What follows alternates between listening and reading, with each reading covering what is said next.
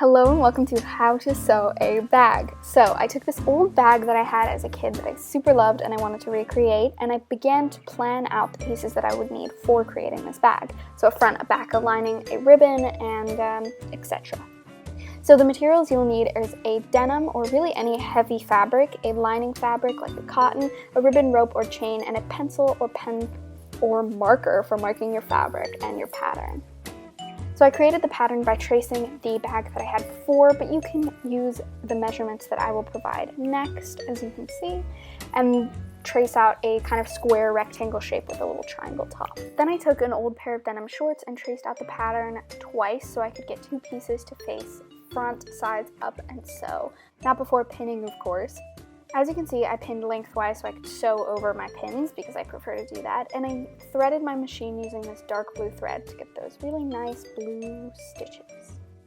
Then I backstitched and I began to sew up the entire thing except for one open edge by the flap, which I ended up cutting out.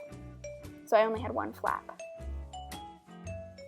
Then I began to mark my lining fabric using the same pattern from before, making sure that it lined up with the denim pieces that I had created and sewed.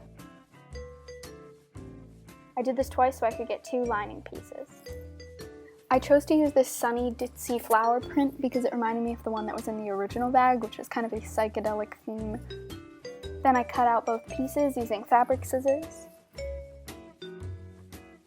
And then I ironed both pieces down. After I ironed them, I lined them up with my denim pieces, made sure that any excess wasn't going over, and I sewed up each of the edges to create the final piece, but not before adding the ribbon as the handle, which you'll see in just a second.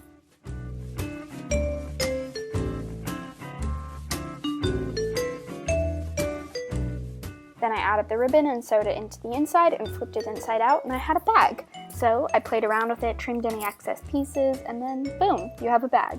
So I hope you enjoyed this simple tutorial and I hope that you try it too. Thank you very much for watching and subscribe.